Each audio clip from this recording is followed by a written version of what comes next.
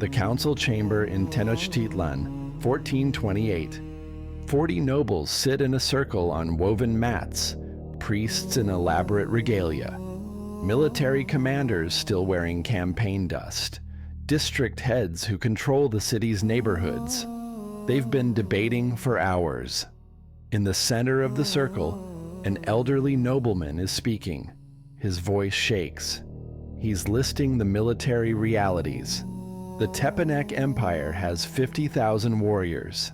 Tenochtitlan has maybe 8,000. Azcapotzalco controls the causeways. They can cut off food supplies. The city will starve in weeks. Other nobles nod in agreement. They've all done the same calculations. They all reached the same conclusion. Surrender is the only option. Around the circle, heads bow. The decision is forming. Someone will be chosen to carry terms to Maxtla, to negotiate the tribute increase, to acknowledge Tepanec authority, to save the city by accepting defeat. Then a younger man stands, 30 years old, no battlefield reputation, no captured enemies, no military glory. His name is Tlacaelel. He's the new military commander. And he's about to give a speech that changes everything. This is episode 2 of the Tlacaelel series. Last episode, you saw how he was born into a city trapped between water and tribute obligations, how he learned the system, how his uncle Itzcoatl took the throne and made him supreme military commander. Now he faces his first test. The Mexica Council wants to surrender before the war even starts. By the end of this episode, you'll see how one speech convinced an entire civilization to bet everything on war, how Tlacaelel built an alliance that nobody saw coming, and how that alliance changed the Valley of Mexico forever. The debate had been going on since dawn. Emperor Itzcoatl sat on a raised platform at one end of the chamber. He'd called this emergency council the day after taking the throne. Everyone who mattered in Tenochtitlan was here, and everyone knew why. Across the lake, Maxtla was consolidating power. The new Tepanec emperor had already raised tribute demands on 3 other tributary cities. 2 complied immediately. The third hesitated. Tepanec warriors burned it to the ground in a single afternoon. Message was clear: submit or die.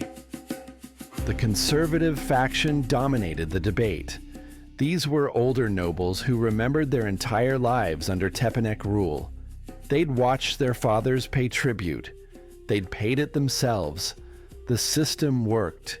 You paid, you survived. You rebelled, you died. The eldest among them stood to speak.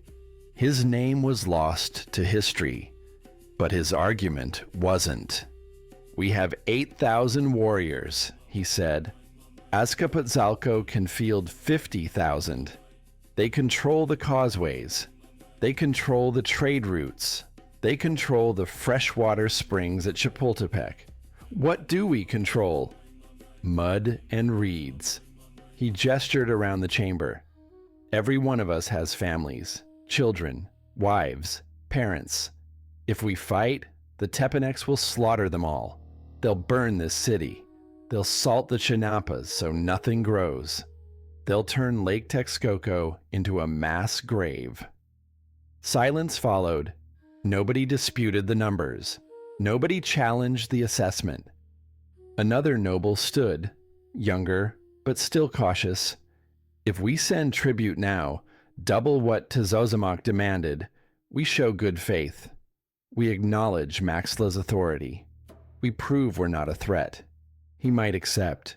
He might leave us alone. And if he doesn't, someone asked, then we send more. More nods, more agreement. The consensus was forming like ice on winter water, slow, inevitable, cold. A military commander tried to object. "We have warriors. We have training. We can die," the elderly noble interrupted. "Bravely, heroically, pointlessly. Our wives will sing songs about us while Tepanek soldiers drag them across the causeway in chains." The commander sat down. Itzcoatl watched from his platform. He'd said nothing. As the new emperor, he needed to hear the council's will before imposing his own. That was protocol. That was tradition. But his silence was also strategic. He was waiting. Across the circle, his nephew stood. Tlacaelel stepped into the center of the circle. He wasn't an impressive physical presence, not tall, not scarred from battle, not wearing the regalia of a warrior who'd captured multiple enemies. He looked like what he was, an administrator, a bureaucrat, someone who managed tribute records. The council watched him with a mixture of confusion and irritation. Who was this boy? What could he possibly say that would change the mathematics of power? He looked at the elderly noble who'd spoken first. Then he looked at Itzcoatl. Then he looked at each member of the council, one by one, letting the silence stretch. When he finally spoke, his voice was quiet, almost conversational. "You're right," he said, "about everything." The elderly noble blinked. That wasn't the opening he expected. "The Tepaneks are stronger," Tlacaelel continued. "They have more warriors. They control the causeways. If we fight them straight on, we'll lose. You're absolutely correct." He paused. Let that sink in. "So, here's what I propose. We surrender. We send double tribute to Maxla. We acknowledge his authority. We bow. We scrape. We survive." Relief flickered across several faces. Finally, someone was being reasonable. "But," Tlacaelel said, "I want you to understand what you're choosing." The relief faded. "You're not just choosing to pay more tribute. You're choosing to teach your sons that the Mexica are cowards. You're choosing to tell your daughters that their fathers were too afraid to protect them. You're choosing to accept forever that the Mexica will always be subordinate, always be vassals, always be the people who arrived late and got pushed onto the worst land in the valley." He turned slowly, looking at each noble again. "And when I say forever, I mean forever. Because if we surrender now, we'll never get another chance. Maxla will make sure of it. He'll station Tepanek officials here. He'll take hostages from every noble family. Your sons will grow up in Azcapotzalco, learning to serve Tepanek interests. Your daughters will marry Tepanek nobles to seal your loyalty." Someone tried to interrupt. Tlacaelel raised his hand. "I'm not finished." The authority in his voice surprised everyone, including himself. "Here's what else you're choosing. Emperor Itzcoatl and I, we're going to fight anyway. We're going to refuse the tribute. We're going to build alliances with other cities that are tired of Tepanek brutality. We're going to fight, and we're going to win." The elderly noble laughed. Actually laughed. With what? 8,000 warriors against 50,000? "With strategy," Tlacaelel said. "With alliances. With the fact that half those 50,000 warriors don't actually want to fight for Maxla. He's made enemies everywhere. He's alienated his own people. The Tepanek Empire is cracking. We're going to hit it at exactly the right place, at exactly the right time, and watch it shatter." "You're insane," someone muttered. "Maybe," Tlacaelel agreed. "But here's what's going to happen. When we win, and we will win, I'm going to remember this meeting. I'm going to remember everyone who voted for surrender. And when we're dividing up Tepanek lands and handing out rewards to the families who fought with us, I'm going to remember who was too afraid to fight." He let that settle. Then he delivered the final blow. "Your families will lose everything.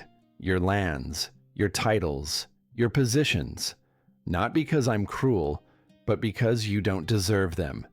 Because when your people needed you to be brave, you chose to be safe." The chamber erupted, nobles shouting, some outraged at the threat, some alarmed at the logic, some calculating which choice was actually more dangerous. Exiled stood. The shouting stopped. "My nephew has spoken clearly," the emperor said. "Now you must choose. Vote for surrender, and you will get your tribute terms with Maxla. Vote for war, and you will get land, glory, and a place in history. But you cannot have both." He looked around the chamber. "We vote now." The result wasn't unanimous, but it was decisive. 2/3 of the council voted for war. They voted because Tlacaelel had done something brilliant. He'd made surrender more dangerous than fighting. He'd made cowardice more costly than courage. But voting for war and winning war are different things. And everyone knew it.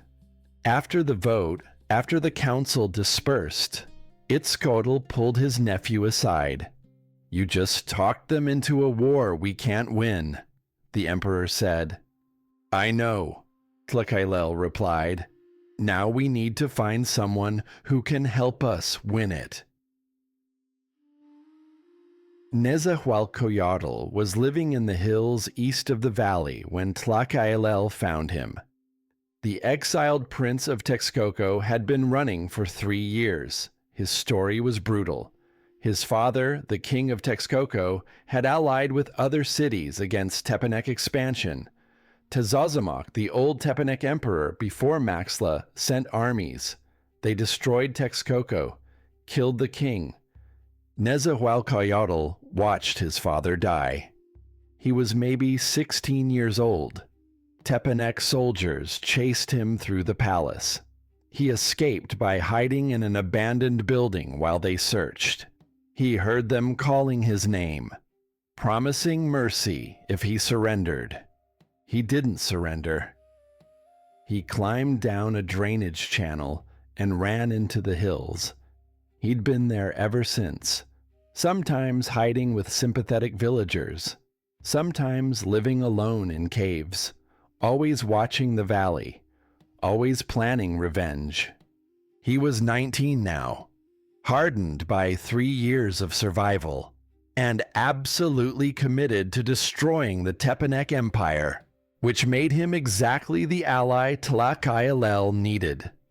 Tlacaelel traveled to the hills with a small escort. No army, no show of force, just a diplomatic mission to an exiled prince who commanded nothing and controlled no territory. They met at night in a village that sympathized with Nezahualcoyotl's cause.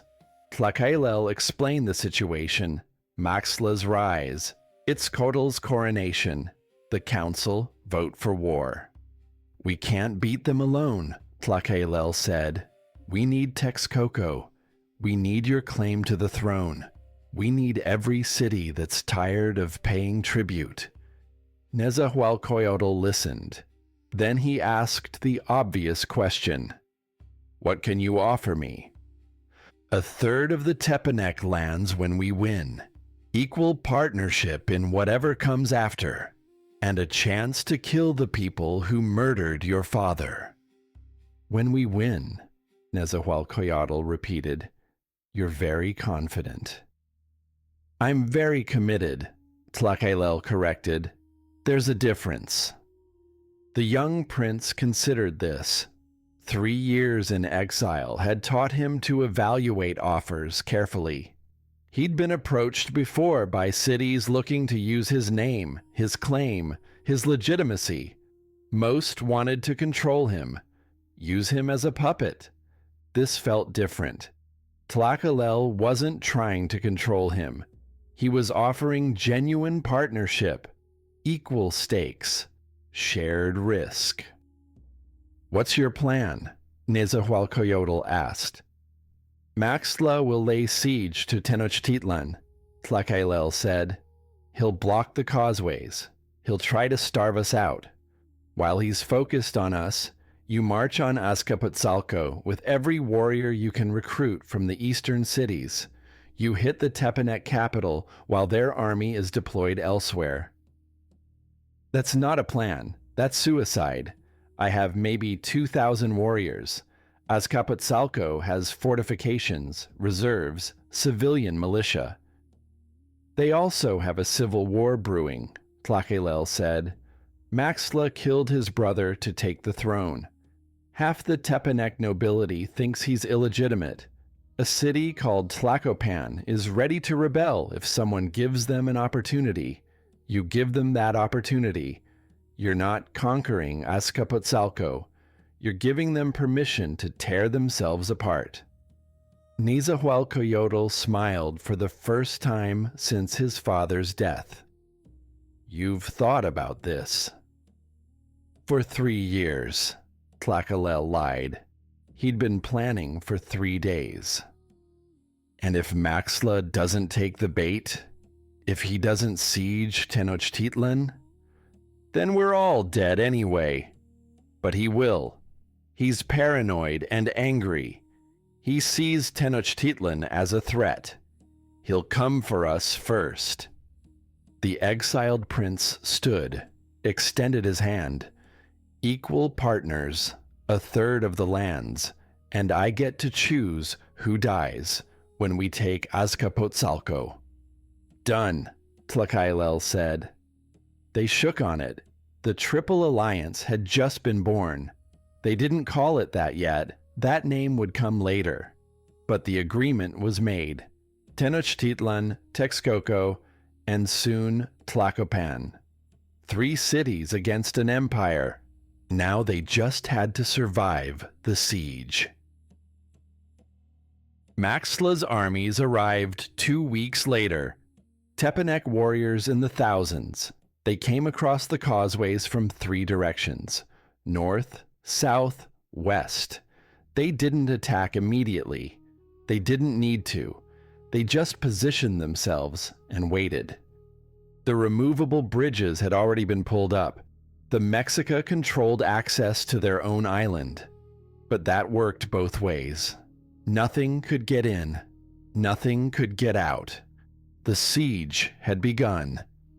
Inside Tenochtitlan, people tried to maintain normal life. The Chinampas still produced food. The city had stored supplies. But everyone knew the mathematics.